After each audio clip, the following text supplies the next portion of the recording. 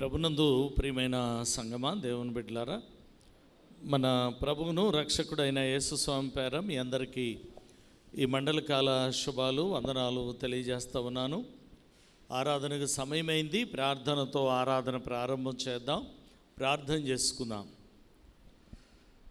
సర్వశక్తియు మిక్కిలి కనికరము కలిగిన మా ప్రభువా, మీ అపరంజ పాదములకు వందనాలు స్తోత్రాలు చెల్లిస్తూ ఉన్నాము నాయన.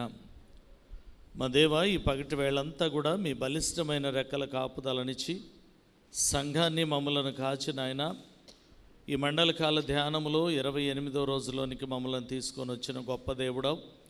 రావలసిన మా ప్రియులను తోడుకొని రండి. వచ్చిన మా స్వరాలతో మిమ్మల్ని కీర్తించడానికి, గణపరచడానికి సహాయం చేయండి ప్రభువా. ఈ దినాన మీ పక్షాన్ని నిలవనై ఉన్న మీ దాసులను జ్ఞాపకం చేసుకుని ఆత్మచేత నింపండి. సంఘానికి కావలసిన వర్తమానముతోనైనా బిడ్డను ప్రభా మీరు మాట్లాడించగలందులకై వందనాలు స్తోత్రాలు చెల్లిస్తూ ఉన్నాం.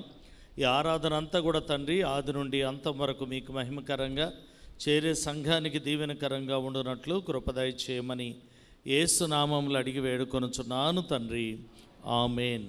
దయచేసి కూర్చోనండి.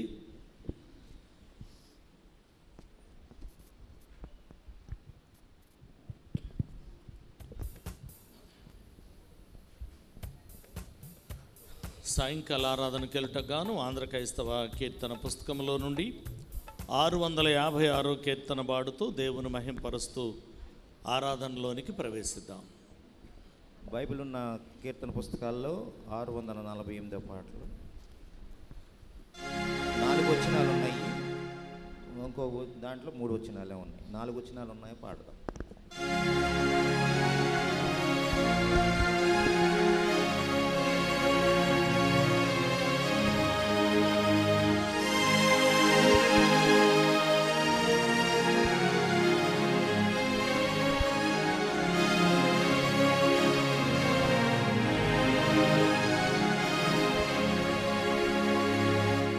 గగనము చీల్చుకొని గన్నులను తీసుకొని వేలాది దూతలతో భూమికి వేగమే రానుండే, వేగమే రానుండే. పరలోక పరివారముతో కదలి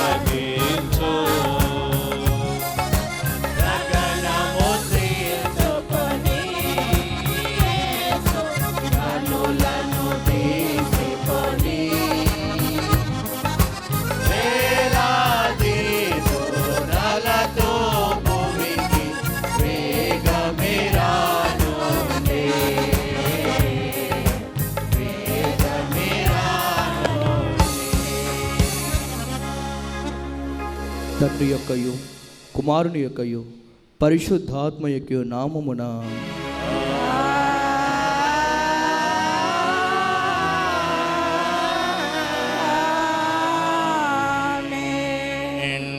ఓ ప్రభువా, నా పెదవులను తెరువుము. అప్పుడు నా నోరు నీ స్తోత్రములు బయలుపరచును. ఓ దేవా, నన్ను విడిపించుటకు త్వరగా రమ్ము. ఓ ప్రభువా, నా సహాయమునకు త్వరగా రమ్ము. తండ్రికిని కుమారునికిని పరిశుద్ధాత్మకును ఆదియందు ఇప్పుడెల్లప్పుడు యుగయుగముల నాట్లు మహిమ కలుగుగాక. ఆమేన్, ఆమేన్, ఆమేన్. దయచేసి కూర్చునండి.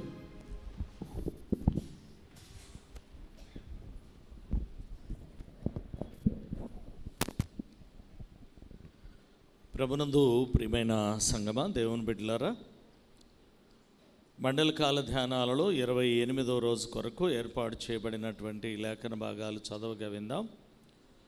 పాత నిబంధన పాఠ్య భాగం యెహెజ్కేలు గ్రంథం 36వ అధ్యాయం 8 నుండి 15 వచనాల వరకు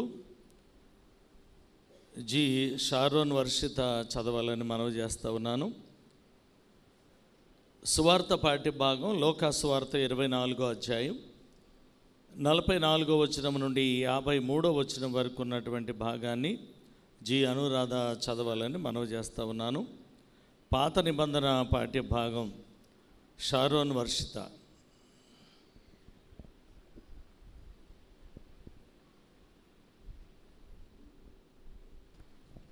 లెంటులోని 28వ దినము కొరకు ఏర్పాటు చేయబడిన పరిశుద్ధ గ్రంథంలోని పాత నిబంధన దేవుని వాక్యము యెహెజ్కేలు గ్రంథము 36వ అధ్యాయం 8వ వచనం నుండి 15వ వచనం వరకు. యెహెజ్కేలు గ్రంథము 36వ అధ్యాయం 8వ వచనం నుండి ప్రారంభము. ఇశ్రాయేలు పర్వతములారా, ఇక కొంతకాలమునకు ఇశ్రాయేలీలకు నా జనులు వచ్చెదరు. మీరు చిగురు పెట్టి వారి కొరకు మీ ఫలము ఫలించెదరు. నేను మీ పక్షమునున్నాను. నేను మీ తట్టు తిరగగా మీరు దున్నబడి విత్తబడుదురు. మీ మీద మానవ జాతిని అనగా ఇశ్రాయేలీలందరినీ విస్తరింపజేసేదను. నా పట్టణములకు నివాసులు వత్తురు. పాడైపోయిన పట్టణములు మరలా కట్టబడును. మీ మీద మనుషులను పశువులను విస్తరింపజేసేదను. అవి విస్తరించి అభివృద్ధి నొందును. పూర్వమునున్నట్టు మిమ్మును నివాస స్థలముగా చేసి మునుపటి కంటే అధికమైన మేలు మీకు కలుగజేసేదను. అప్పుడు నేను యెహోవానై ఉన్నానని మీరు తెలుసుకొందురు. మానవ జాతిని అనగా నా జనులకు ఇశ్రాయేలీలను నేను మీలో సంచారం చేయించెదను. వారు నిన్ను స్వతంత్రించుకొందురు. మీరిక మీదట వారిని పుత్రహీనులుగా చేయక వారికి స్వాస్థ్యమగుదురు. ప్రభువగు యెహోవా సెలవిచ్చినదేమనగా, దేశమా, నీవు మనుషులను భక్షించుదానవు, నీ జనులను పుత్రహీనులుగా చేయుదానవు అని జనులు నిన్ను గూర్చి చెప్పుచున్నారే. నీవు మనుషులను భక్షింపవు, ఇక నీ జనులు పుత్రహీనులుగా చేయవు. ఇదే ప్రభువగు యెహోవా వాక్కు. నిన్ను గూర్చి అన్యజనులు చేయు అపహాస్యము నీకిక వినబడకుండా చేసేదను. జనముల వలన కలుగు అవమానము నీవిక భరింపవు. నీవు నీ జనులను పుత్రహీనులుగా చేయకుండు. ఇదే ప్రభువగు యెహోవా వాక్కు. ఏర్పాటు చేయబడిన దేవుని వాక్యం ఇంత పర్యంతం. ఓ ప్రభువా, మమ్మను కనికరింపు. దేవునికి స్తోత్రము కలుగును గాక. స్వార్థ పాఠ్య భాగం అనురాధ.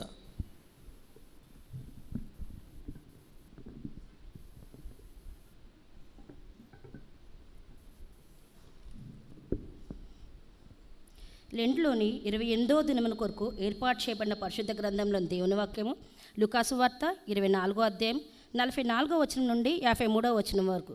లుకాసు వార్త 24వ అధ్యాయం 44వ వచనం నుండి ఈ విధంగా వ్రాయబడి ఉంది. అంతటా ఆయన మోషే ధర్మశాస్త్రంలోనూ ప్రవక్తల గ్రంథంలోనూ కీర్తనలోనూ నన్ను గూర్చి వ్రాయబడినవన్నీ నెరవేరవలనని నేను మీ యొద్ద ఉండినప్పుడు మీతో చెప్పిన మాటలు నెరవేరినవని వారితో చెప్పాను. అప్పుడు వారు లేఖనము గ్రహించినట్లుగా ఆయన వారి మనస్సు తెరిచి క్రీస్తు శ్రమపడి 3వ దినమున మృతుల నుండి లేచిననియు యెరూషలేము మొదలుకొని సమస్త జనములలో ఆయన పేరిట మారు మనసును పాపక్షమాపణయు ప్రకటింపవలనని వ్రాయబడి ఉన్నది. ఈ సంగతులకు మీరే సాక్షులు. ఇదిగో, నా తండ్రి వాగ్దానం చేసినది మీ మీదకు పంపుచున్నాను. మీరు పైనుండి శక్తి పొందు వరకు పట్టణంలో నిలుచుండుడని వారితో చెప్పాను. ఆయన బేతనియా వరకు వారిని తీసుకొని పోయి చేతులెత్తి వారిని ఆశీర్వదించాను. వారిని ఆశీర్వదించుచుండగా ఆయన వారిలో నుండి ప్రత్యేకింపబడి పరలోకమునకు ఆరోహణుడాయను. వారు ఆయనకు నమస్కారం చేసి మహా ఆనందంతో యెరూషలేమునకు తిరిగి వెళ్ళి ఎడదెగక దేవాలయంలో ఉండి దేవునికి స్తోత్రం చేయుచుండ్రి. దేవుని వాక్యం ఇంత పర్యంతం. ఓ ప్రభువా, మమ్మను కనికరింపుము. దేవునికి స్తోత్రము కలుగును గాక. ప్రభునందు ప్రియమైన దేవుని బిడ్డలారా, మరి మండల కాల ధ్యానాల్లో 28వ దినం కొరకై మనకి దైవ సందేశాన్ని అందించడానికి మన సంఘప్రియ సహోదరుడు గొర్రెముచ్చు అజయ్ బాబు గారు మన మధ్యలో ఉన్నారు. వారు లేఖనాల నెరవేర్పు అనే అంశం ద్వారా మనకు దైవ సందేశాన్ని అందించటకు గాను ఆంధ్ర క్రైస్తవ కీర్తన పుస్తకంలో నుండి 202వ కీర్తన పాడుతూ దేవుని మహింపరుస్తూ వాక్య ధ్యానంలోనికి ప్రవేశిద్దాం. చిన్న పుస్తకాల్లో 65, లెంటి పుస్తకాల్లో 29.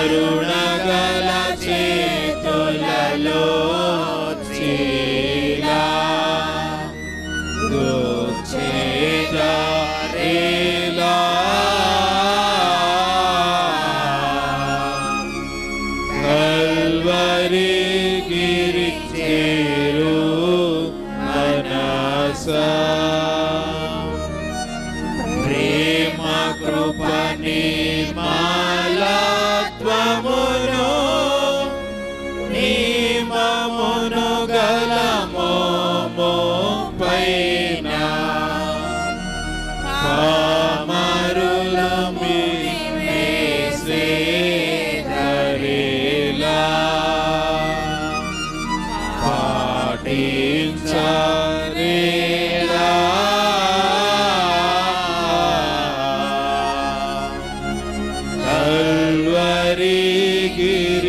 చేరు మనస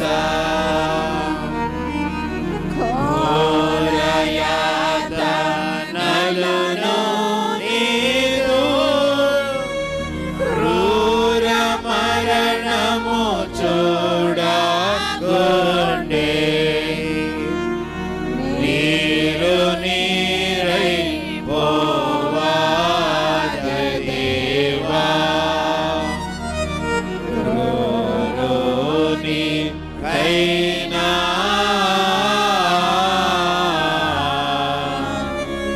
కల్వరి గిరి చేరు మనస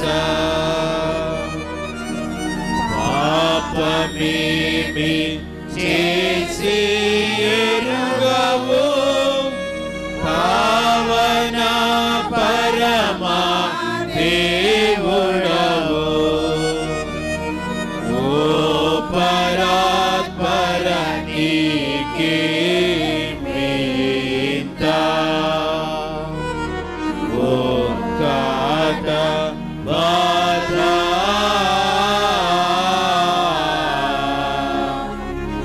కల్వరి గిరి చేరు మనస స్వామి మాకై ఓట పడను నీ ప్రేమయే కారణమో నిజమో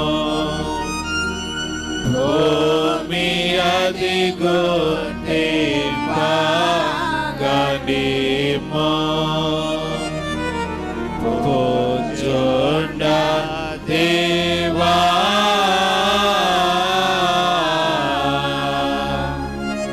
కల్వరి గిరి చేరు మనస పావనాత్మా నీవు జావా పాపిక భును నిత్య జీవా మా వచన సత్యము తెలుపుమో మానవ రీకి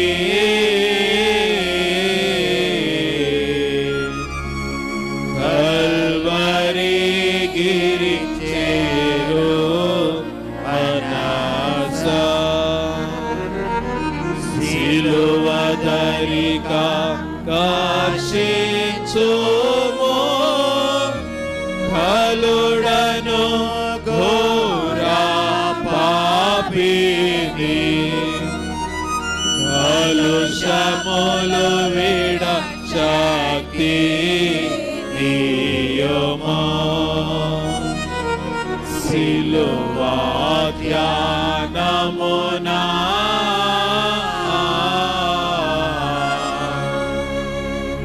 కల్వరి చేరు మనస. మన తండ్రి అయిన దేవుని నుండి ప్రభు అయిన యేసుక్రీస్తు నుండి కృపయు సమాధానం మీకు కలుగునుగాక. ఆమేన్. దయచేసి కూర్చోనండి. హలో. దేవుని నామానికి మహిమ కలుగునుగాక. మరి ఈ అవకాశం ఇచ్చిన త్రియేక దేవునికి నా హృదయపూర్వక ధన్యవాదాలు తెలియజేస్తున్నాను.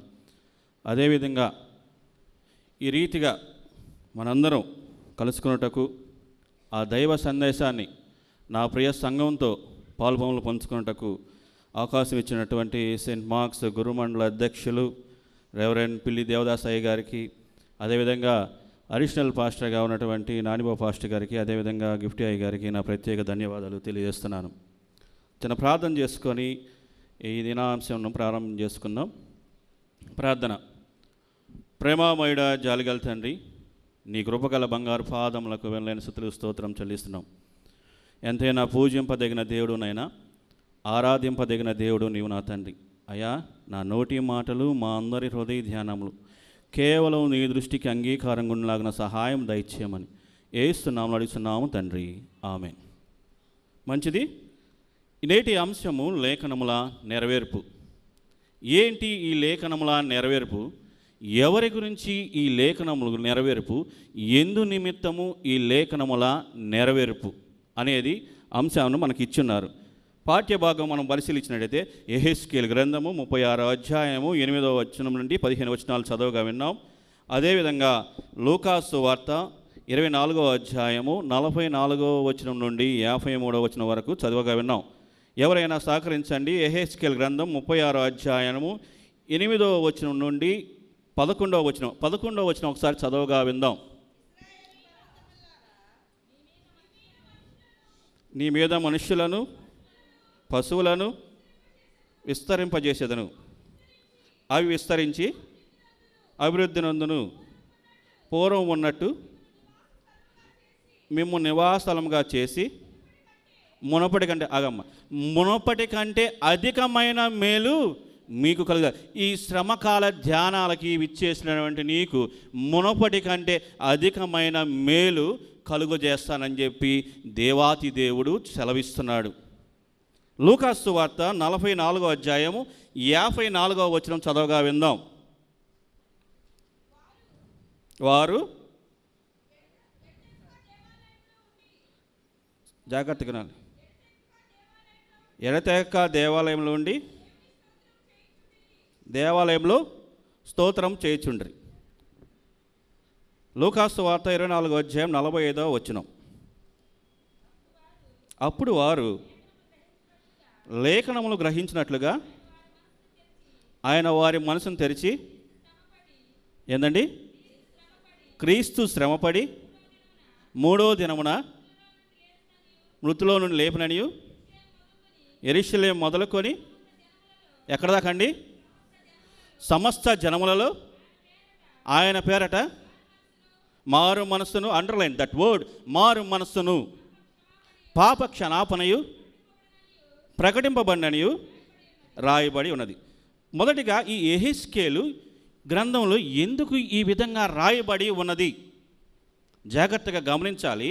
యెహెజ్కేలు గ్రంథంలో మొదటి వచనంలో మనకి 36వ అధ్యాయం 8వ వచనం మన ప్రభువుకు యెహోవా తండ్రి ఏమని మాట్లాడుతున్నారంటే, ఇశ్రాయేలు పర్వతములారా, మనుషులతో మాట్లాడతలా, పర్వతములతో మాట్లాడుతున్నారు. ఎందుకు పర్వతంతో మాట్లాడుతున్నారు? మనుషులు మాట వినల, మనుషులు మాట వినల. అందుకే ఇశ్రాయేలు పర్వతములారా అని కోట్ చేస్తున్నాడు అక్కడ. అసలు యెహెజ్కేలు ఎందుకు ఈ విధంగా రాయబడింది? యెహెజ్కేలు గ్రంథంలో ఎందుకు ఈ విధంగా రాయబడిందంటే, లేఖనముల భాగాల్ని 2 విధాలుగా మనం డివైడ్ చేసుకుందాం. ఒకటి చారిత్రాత్మకంగా అంటే హిస్టారికల్గా, రెండవది ఆత్మీయంగా అంటే స్పిరిచువల్గా. మొదటిగా చారిత్రాత్మకంగా చూద్దాము. యెహెజ్కేలు క్రీస్తు పూర్వం 597వ సంవత్సరంలో బబులోను రాజు అయినటువంటి నెబుకద్నెజరు యూదుల మొత్తాన్ని చెరపడతారండి. ఎందుకంటే ఇశ్రాయేలీల పాపం అంత అధికమైపోయింది. ఎక్కడికి వెళ్తే అక్కడ దేవుని నామానికి వాళ్ళు అవమానం కలుగజేస్తున్నారు. ప్రభువుకి యెహోవా ఆ అవమానాన్ని భరించలేక వాళ్ళని చెరకు అప్పగింపాడు. ఈ చెర ఎప్పుడు స్టార్ట్ అయిందయ్యా అంటే క్రీస్తుకు పూర్వం 597వ సంవత్సరంలో ఇష్టం జరుగుతుందన్నమాట నెబుకద్నెజరుకి. తర్వాత ఈ ప్రవచనాన్ని ఆ చెరలోకే యెహెజ్కేలు కూడా వెళ్తాడు. ఆ పట్టబడిన వారి జనాంగంలో యూదుల్లో కూడా యెహెజ్కేలు కూడా ఉండటం జరుగుతుంది. జాగ్రత్తగా గమనించాలి. చెరలో ఉండి యెహెజ్కేలుకి ప్రభువుకు యెహోవా తండ్రి ఇచ్చిన వాగ్దానమును లేక దర్శనమును మనకి యెహెజ్కేలు గ్రంథంలో చూస్తున్నాం. అయితే ఈ ప్రవచనం ఎప్పుడు చెప్పబడిందయా అంటే క్రీస్తుకు పూర్వం 593వ సంవత్సరంలో. జాగ్రత్తగా వినాలి. 593వ సంవత్సరంలో ఈ యొక్క ప్రవచనం చెప్పబడింది. బబులోను చెరలో ఉన్న యెహెజ్కేలు మొత్తం చదువుతున్నాడు ఇవన్నీ పరిశుద్ధ గ్రంథంలో. తర్వాత యెరూషలేము పూర్తిగా నాశనమైంది 586వ సంవత్సరం. జాగ్రత్తగా వినాలి. యెరూషలేము పూర్తిగా నాశనం అయిపోయింది. 586వ సంవత్సరంలో ఆ యెహెజ్కేలు ప్రవక్త చెబుతున్నాడు, పూర్తిగా నాశనం అయిపోయింది. బబులోను పతనం అండి. ఇశ్రాయేల్ ప్రజలు మొరపెడుతున్నారు, యూదులు మొరపెడుతున్నారు, అయ్యా మేము చేసిన తప్పుని క్షమించు, మమ్మల్ని మన్నించంటే ఈ రోషం గల దేవుడు మరొకసారి వారి మీద జాలిపడ్డారండి. మరొకసారి వారి మీద జాలిపడి వాళ్ళని తిరిగి రప్పించడానికి, ఇందాక చదివాం కదా మొదట్లో, ఇశ్రాయేలు పర్వతములారా నా ప్రజలు వస్తున్నారు అని సంతోషంగా చెబుతున్నాడండి. ఆ పర్వతంతో చదువుతున్నారు, మీరు విస్తరించండి, మీరు ఫలాలు అభివృద్ధి చెందండి, మునపటి కంటే అధికమైన మేలు మీకు కలుగు చేస్తాను, నా ప్రజలు వస్తున్నారు అని సంతోషముతో ఇశ్రాయేలు పర్వతములతో మాట్లాడుతున్నాడండి. ఈ రాత్రికాల సమయంలో దేవుడు ఒకే ఒక మాట సూటిగా అడుగుతున్నాడండి. మునపటి వాటిని జ్ఞాపకం చేసుకోవద్దు. దేవుడు ఆశీర్వదించే దేవుడు మన దేవుడు. ఆశీర్వాదానికి వచ్చావా లేక నామకే వాస్తిగా వచ్చావా? ఈ శ్రమకాల ధ్యానాలు యెహెజ్కేలు గ్రంథంలో చెప్పినట్టుగా నువ్వు నమ్మితే, ఈ లేఖనాల నెరవేర్పు నా జీవితంలో నెరవేరుతుందని నువ్వు నమ్మితే,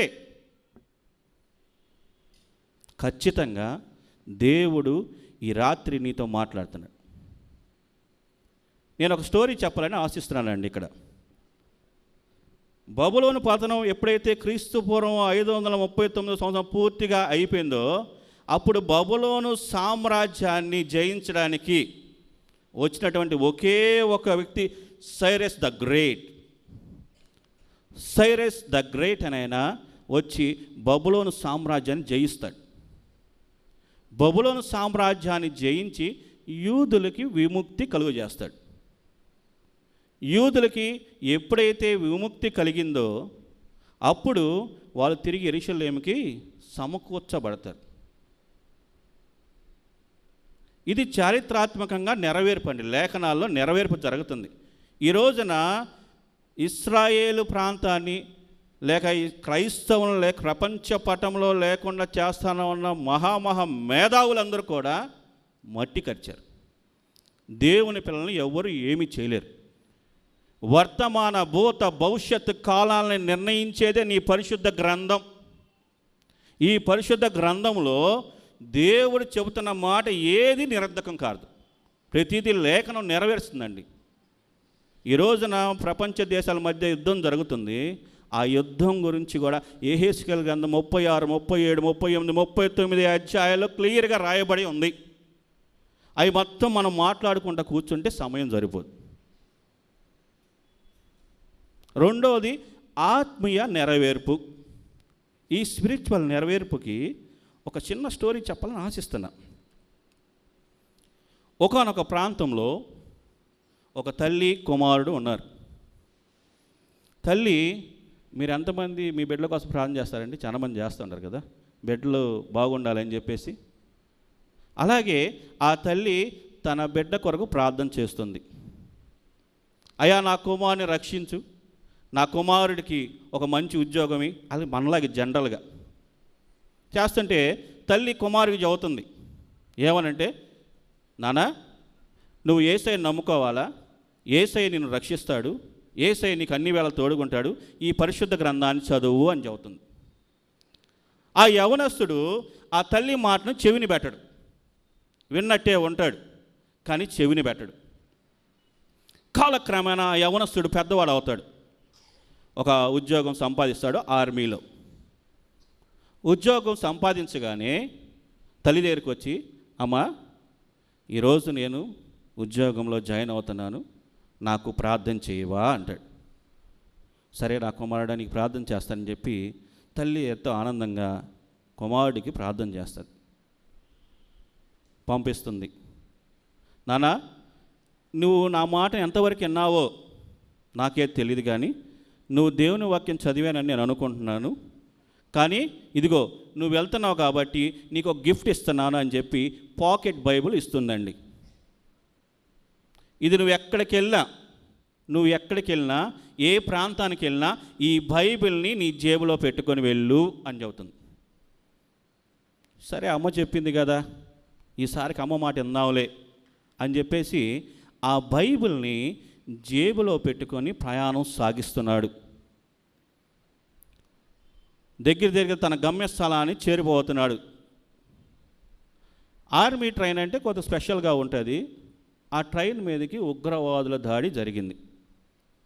ఇది యథార్థంగా జరిగిన ఘటన. ఉగ్రవాదుల దాడి జరగగానే ఇతని మీదకి దాడి జరిగింది. ఎదురు కాల్పులు జరిగినాయి. సూటిగా బుల్లెట్ వచ్చి అతని జేబును తాకుతూ గుండెను తాకుతుందండి. ఎదురు దాడిలో ఆ యొక్క వాదనలో లేక ఆ యొక్క ఆ ఫైరింగ్లో అతనికి స్పృహ పడిపోతారు. అందరూ కూడా ఆ యవనస్తుడు చనిపోయాడని చెప్పేసి భావిస్తారు. కానీ కొద్దిసేపటికి అతనికి స్పృహ వస్తుంది. సరిగ్గా ఆ బైబిల్లో పాకెట్లో బైబిల్ పెట్టుకున్నాడు కదా, ఆ బుల్లెట్ సరిగ్గా వెళ్తూ గుండెలు తాకుండా ఒకే ఒక్క చోట ఆగుతుందండి. యెహోవా నా కాపరి, నాకు లేమి కలుగదు అనే మాట దగ్గర ఆగిపోతుంది. గుండెను తాకదు. అప్పుడు గుర్తొస్తుంది తన తల్లి మాట. ఇందుకు కావాల మా అమ్మ నన్ను బైబిల్ చదవమంది, ఇందుకేనా మా అమ్మ నన్ను బైబిల్ చదవమంది అని చెప్పేసి ఎంతో దుఃఖంతో బైబిల్ని చదవటం ప్రారంభిస్తాడు. బైబిల్ని చదవంగానే దీంట్లో ఉన్న ప్రతిదీ అతనికి వాగ్దానంగా లేక లేఖనాలు మొత్తం క్షుణ్ణంగా పరిశీలించినప్పుడు అతను ఒక సువార్తికుడిగా సిద్ధమయ్యి తన ఇరుగు పొరుగు వారికి ఎంతోమందికి సువార్త చేసిన సువార్తికుడిగా మారాడండి. అది బైబిల్ యొక్క మర్మం. బైబిల్ యొక్క మర్మాన్ని మనం గ్రహించినట్టయితే బైబిల్ని మనం అనక దినదినము గత రాత్రి కాలం కానివ్వండి, నాకంటే ముందుకు చెప్పిన స్పీకర్స్ కానివ్వండి, అన్నలు కానివ్వండి, భుజించమని చెబుతుంది. అందుకే ఈ శ్రమకాల ధ్యానాలకి విచ్చేసినటువంటి నీవు నామకే వాస్తిగా వస్తున్నావా, లేక ఏదో మా పెద్దలు చెప్పారు ఈ శ్రమకాల ధ్యానాలు అందుకని వస్తున్నావా? ఈ రాత్రి ఆలోచించుకోవాలి. ప్రతిదీ నీ జీవితంలో లేఖనాల నెరవేర్పు, వాగ్దానమన్నా లేఖనమన్నా ఒకటే.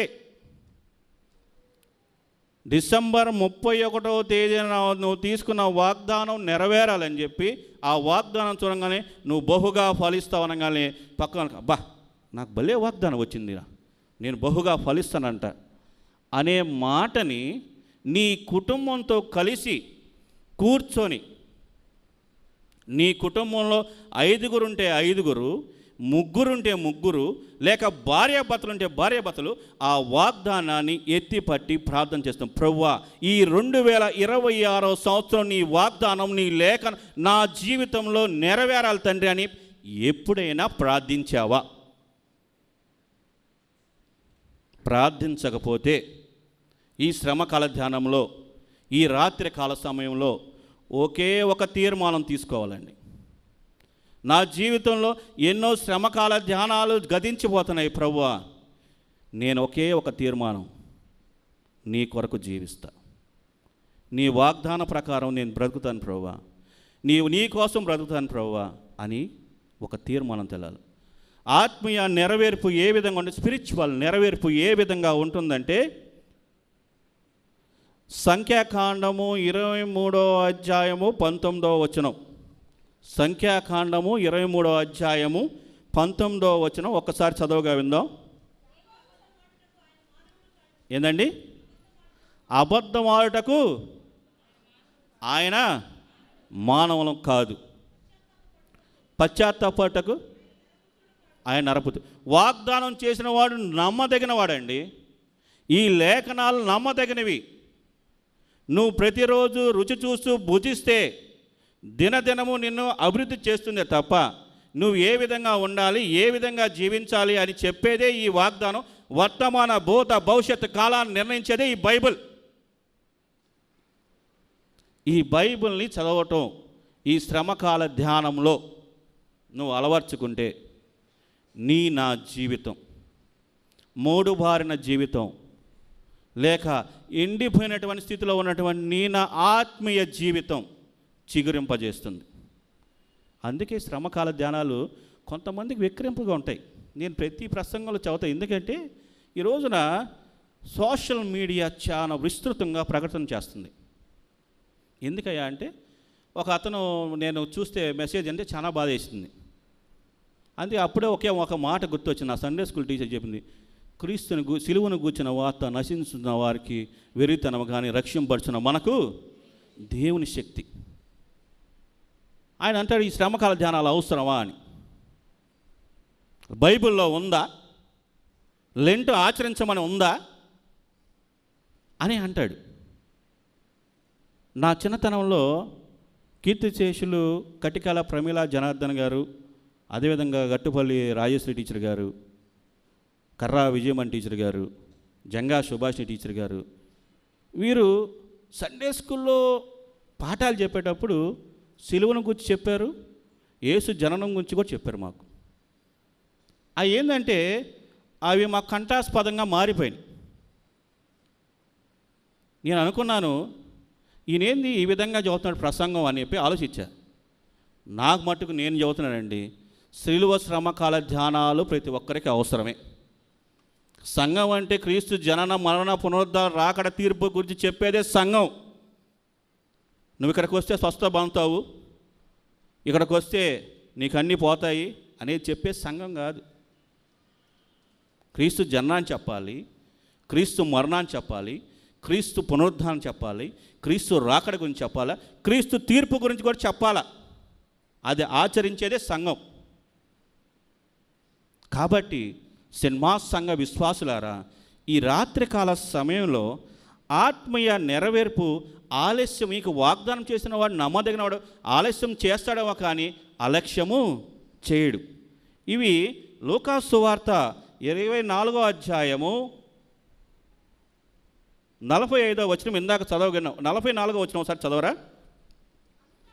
అంతటా ఆయన మోషే ధర్మశాస్త్రంలోను ప్రవక్తుల గ్రంథంలోను, ఎక్కడండి, కీర్తనలోను నన్ను కూర్చొని రాయబడినవన్నీ నెరవేరినవని నేను మీ వద్దకు వచ్చినప్పుడు, అంటే దేవుని వాక్యం మన వద్దకు వచ్చినప్పుడు ఈ లేఖనాలు ఎక్కడ నెరవేర్చబడ్డాయి అని చెప్పి మనకి మనం ప్రశ్నేసుకోవాలి.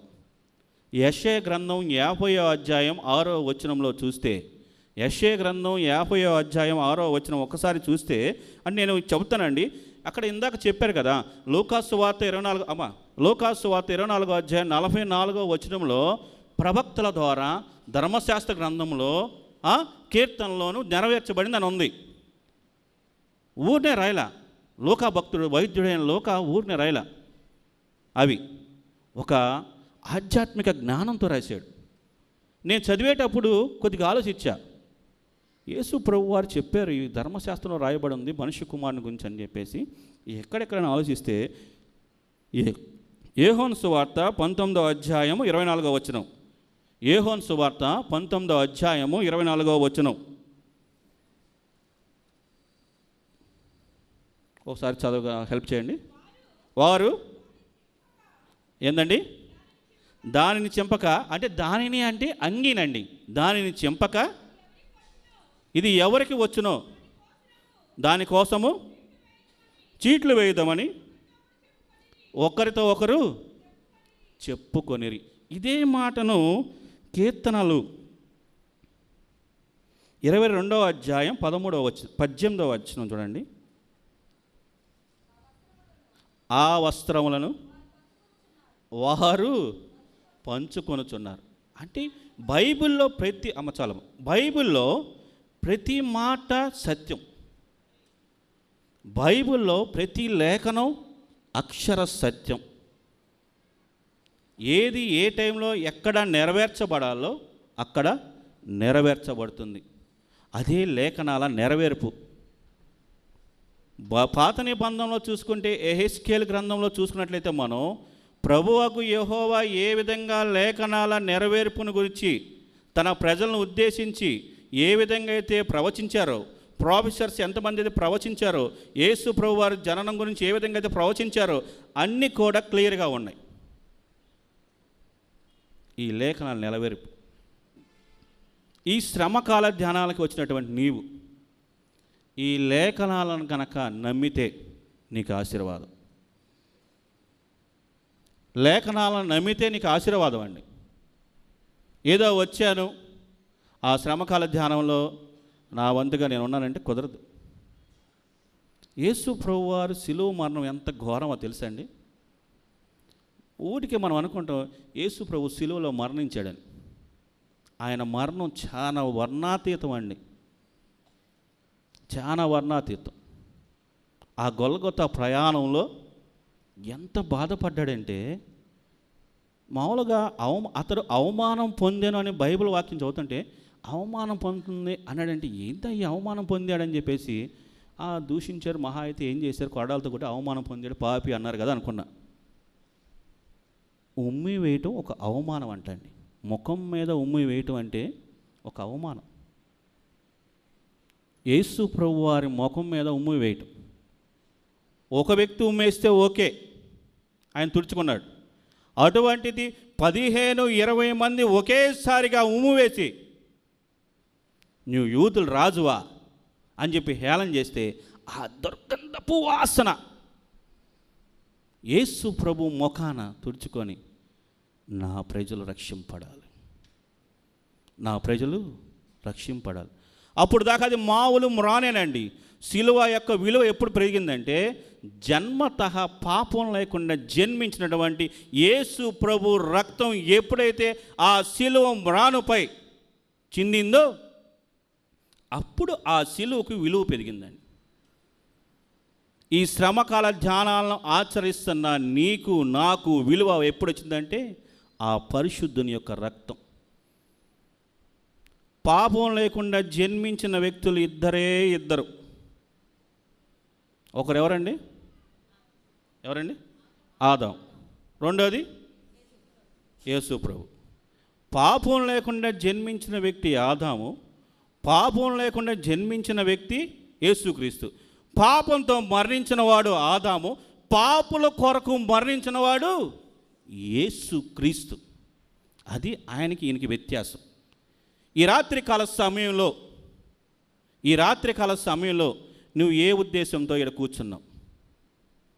ఏ ఉద్దేశంతో నువ్వు ఇక్కడికి వచ్చున్నావు?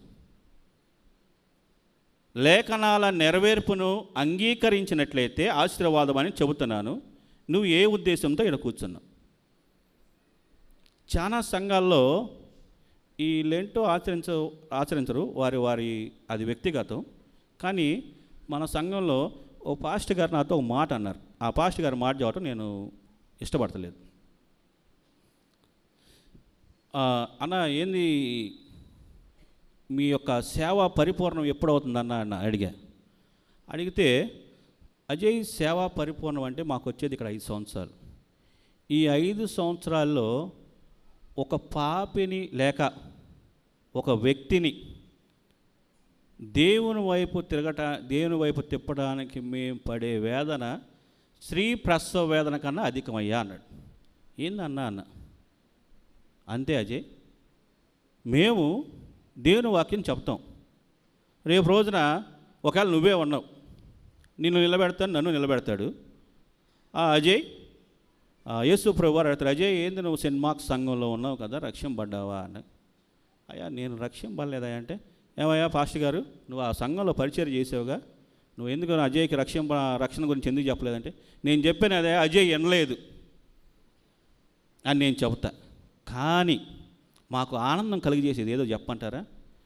ఎప్పుడైతే సంఘంలో ఉన్నటువంటి వారికి బాప్తీసం నిర్ధారణ ఇప్పిస్తానో నా మాటల ద్వారా, ఆ యేసు ప్రభుని వాక్యాల ద్వారా ఎప్పుడైతే ఎదురువాణి గుండె మీద నా యొక్క వాక్యం చెబుతానో అప్పుడు నేను సంతోషిస్తానయ్యా అని చెప్పాడు.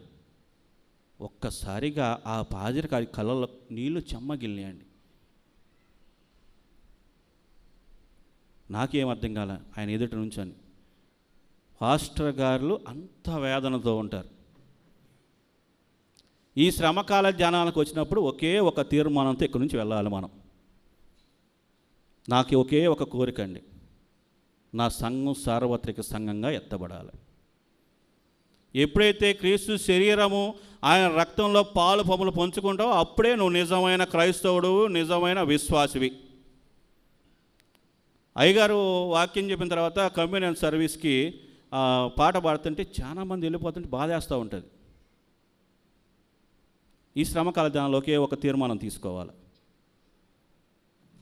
ఆయన లేఖనాలు ఏం చెప్పినాయో, ఆయన ఏ విధంగా మన కొరకు శిలువ మరణం చేశాడు, ఆ శిలువ మరణాన్ని స్మరించుకుంటూ ఏదో మరణించాడు కదా, మన కోసమే కదా, నా పాప రోత జీవితం ఈ విధంగానే ఉంటుంది, నా ఈ యొక్క శ్రమకాల జనాల్లో నా జీవితం ఇంతే అని కనుక నువ్వు విస్మరిస్తే ఈ శ్రమకాల జనాలు రావటం నువ్వు వేస్ట్.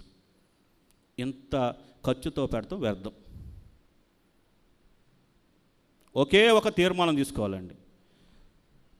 యవనస్తుల కాడి నుంచి వృద్ధుల వరకు కన్ఫర్మేషన్ అనేది ముఖ్యం. కన్ఫర్మేషన్ లేకుండా నీకు నిత్య జీవం లేదు. ఆయన శరీరంలో ఆయన రక్తంలో పాలు పంపులు పంచుకోకుండా నీకు నిత్య జీవం లేదు. కాబట్టి ప్రియమైనటువంటి దేవుని జనమ, ఈ రాత్రి కాల సమయంలో ఒకే ఒక్క మాట, అది మీ బిడ్డగా కానివ్వండి, మీ సహోదరుడిగా కానీ మన్నించండి. ఈ యొక్క మాటని మీరు మన్నించి, కన్ఫర్మేషన్ అనేది మీ జీవితంలో చాలా అమూల్యమైనది. ఈ లేఖనాల నెరవేర్పు అనేది ఒకే ఒక మాటతో నేను నా ప్రసంగాన్ని ముగిస్తానికి సిద్ధంగా ఉన్నా. యేసు ప్రభువారిని శిలువ మరణానికి అప్పచెప్పారు. పిలాతు చాలా ఘోరంగా తీర్పునిచ్చాడు.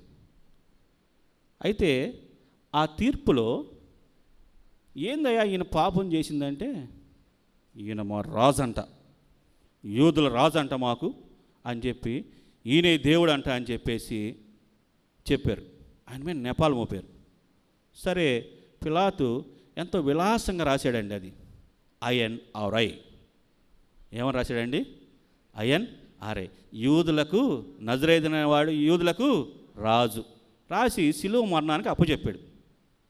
శిలువ మరణానికి అప్పచెప్పగానే అతను విలాసంగా రాయనివ్వండి, హాస్యాస్పదంగా రానివ్వండి, ఏ విధంగా రానివ్వండి, అతని నోటితో ఒప్పుకున్నట్టే ఈయన యూదులకు రాజు.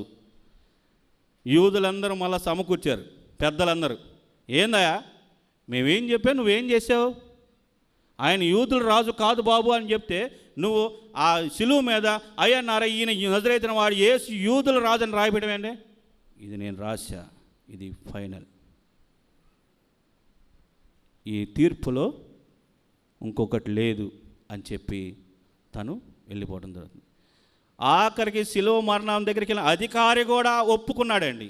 ఆ శిలువ మరణం గురించి తెలుసుకుంటున్న, ధ్యానాల గురించి తెలుసుకుంటున్న, ఇన్ని సంవత్సరాలు మన జీవితంలో గతించిపోతున్నా ఆ శిలువ యొక్క విలువ మనం తెలుసుకున్నామా లేదా? ఒకే ఒక ప్రశ్న నీ మనసును అంగీకరించందలే అడగండి. యేసుని నీ సొంత రక్షకునిగా అంగీకరించావా? ఏదో మాట వరుసగా అంగీకరించానయ్యా అని చెప్తే కుదరదు. ఈ దేవాలయంలో నువ్వు అంగీకరించినట్లయితే ఈ ప్రసంగం ముగింపు లేక ఈ యొక్క ఆరాధన ముగింపులోపు నీ పశ్చాత్తాప హృదయం దేవుడు అడుగుతున్నాడు. నిన్ను మణులు అడగట్లేదు, మాణిక్యాలు అడగట్లేదు, బంగారం అడగట్లేదు, నీ డబ్బు ధనదాక్షకాలు అడగట్లా, నీ హృదయం మాత్రమే అడుగుతున్నాడు. ఈ రాత్రికాల సమయంలో, నా కుమారుడా నీ హృదయాన్ని నాకు ఇస్తావా? నీ హృదయాన్ని నాకు ఇస్తే నేను అభివృద్ధి చేస్తానయ్యా. అందుకే యెహెజ్కేలు గ్రంథం 36వ అధ్యాయంలో నూతన హృదయం మీకు ఇస్తా, రాతి గుండె తీసేస్తాను, మాంసపు గుండెకి ఇస్తాను, మీకు నూతన హృదయాన్ని మీకు ఇస్తా. ప్రభువా ఒకే ఒక తీర్మానం చేసుకుంటున్నానయ్యా నీ దగ్గర, నూతన హృదయాన్ని నాకు దయచేయి ప్రభువా. ఆ హృదయంలో నువ్వు ఏలుబడి చేయి ప్రభువా. నా కుటుంబంలోకి రా ప్రభా, నా కుటుంబంలో అక్కర్లన్నీ నీకే అప్పచెబుతున్నాను ప్రభా అని ఒకే ఒక తీర్మానంతో కనుక ఈ రాత్రికాల సమయంలో నువ్వు ఇక్కడ ముగించుకొని వెళ్ళినట్టయితే దేవాతి దేవుడు నీకు సకలము ఆశీర్వాదంగా మారుస్తాడు. లేఖనముల నెరవేర్పు ఈ విధంగా ఉంటుంది. దేవుడి యొక్క కొద్ది వాక్యం దేవుడు దీవించి ఆశీర్వదించును గాక. సమస్త జ్ఞానమునకు మించిన దేవుని సమాధానం యేసుక్రీస్తు వలన మీ హృదయములకు తలంపులకు కావలి ఉండునుగాక. దహన బలి నీకు ఇష్టము, మరియు దైవ బలులు విరిగిన ఆత్మయే. యెహోవా దేవా విరిగి నలిగిన యాతి హృదయ పాలక్షంగు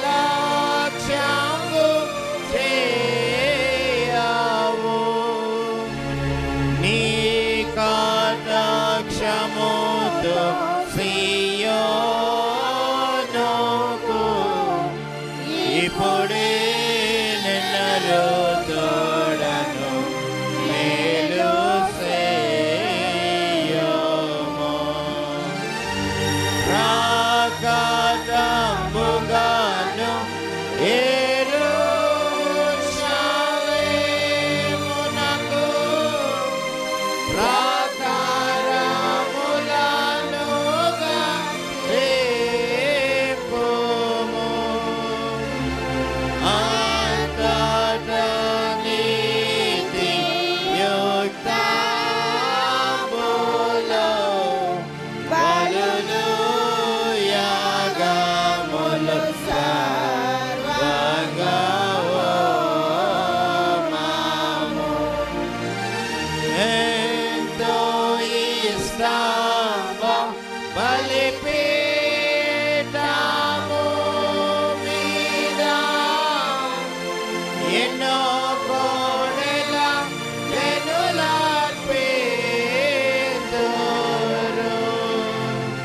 దహన బలి నీకు ఇష్టము, మరియు దైవ బలులు విరిగిన ఆత్మయే. దయచేసి కూర్చోనండి. ప్రభునందు ప్రియమైన దేవుని బిడ్డలారా, ఈరోజు మనకి దైవ సందేశాన్ని అందించినటువంటి జి అజయ్ బాబు గారికి నిన్ను వందనాలు తెలియజేస్తా ఉన్నాను. అదేవిధంగా మనకి సోమవారం మండలకాల ధ్యానాల్లో 29వ రోజు కొరకు మనకి వాక్యాన్ని అందించేవారు మరి ఏడవ రవిశంకర్ గారు మనకి దైవ సందేశాన్ని అందిస్తారు. ఈ విషయాన్ని గమనించవలసిందిగా మనవి చేస్తూ ఉన్నాను. కొన్ని ప్రకటనలు గమనించండి. మరి మేరుగా సాల్మన్ రాజు గారి ఫ్యామిలీ రామనగర్ వాస్తవ్యులు 10 కుర్చీలు ఇచ్చారు, వారికి వందనాలు తెలియజేస్తూ ఉన్నాను.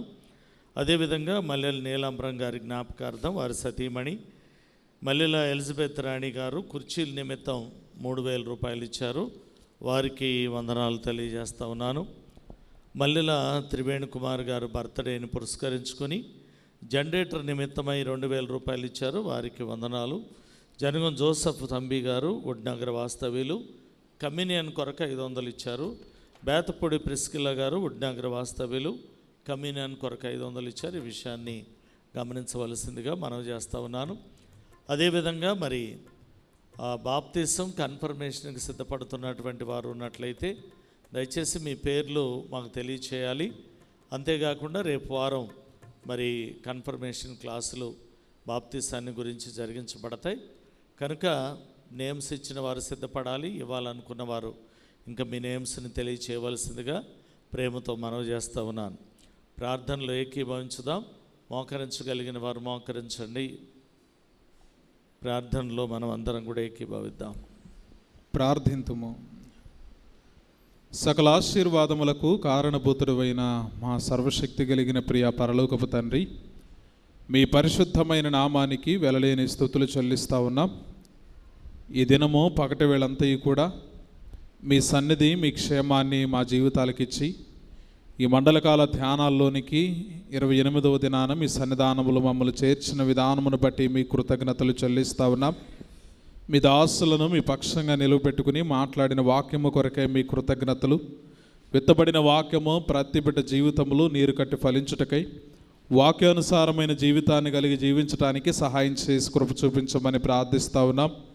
ఈ ఆరాధనలో తలలు ఉంచిన సంఘ బిడ్డలందరి కొరకై ప్రార్థిస్తూ ఉన్నాం.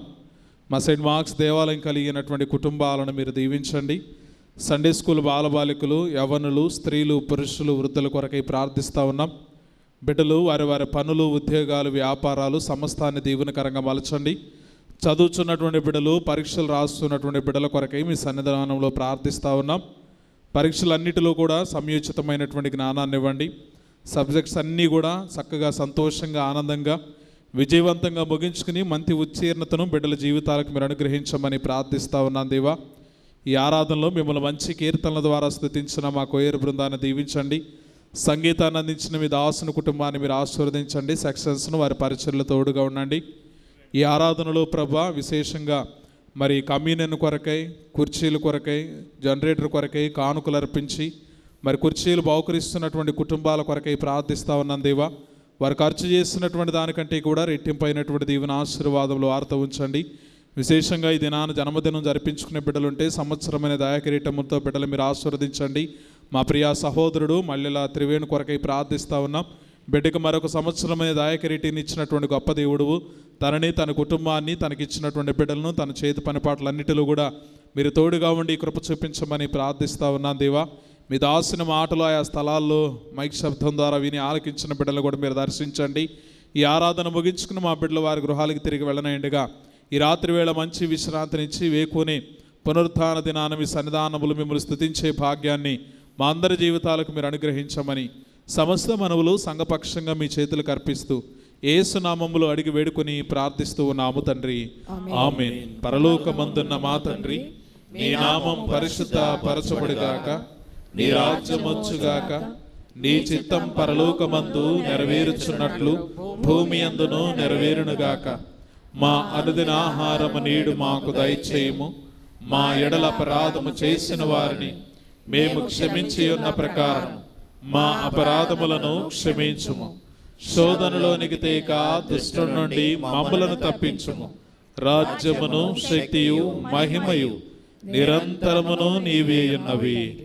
ఆమేన్. ప్రభు నిన్ను ఆశీర్వదించి నిన్ను కాపాడునుగాక. ప్రభు నీకు తన సన్నిధిని ప్రకాశింపజేసి నిన్ను కరుణించునుగాక. ప్రభు నీ మీద తన సన్నిధి కాంతిని ఉదయింపజేసి నీకు సమాధానము కలుగ చేయునుగాక.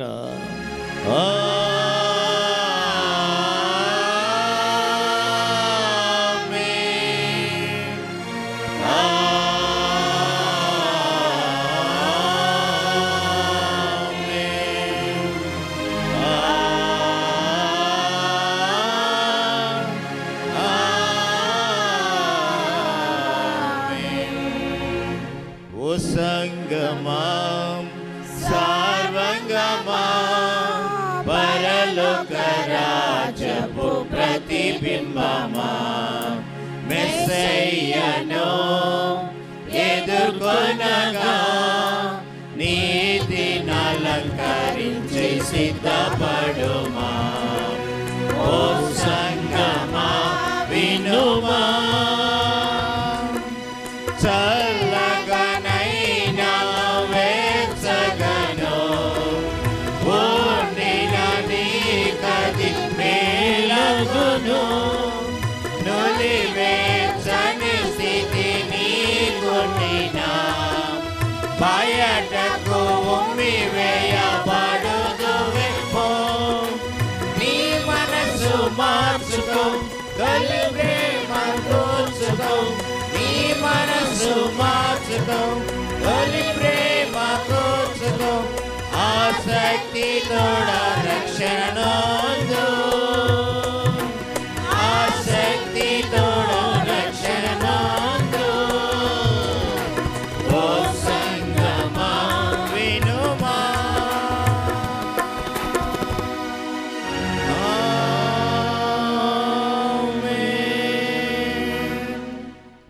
అందరికీ వందనాలండి.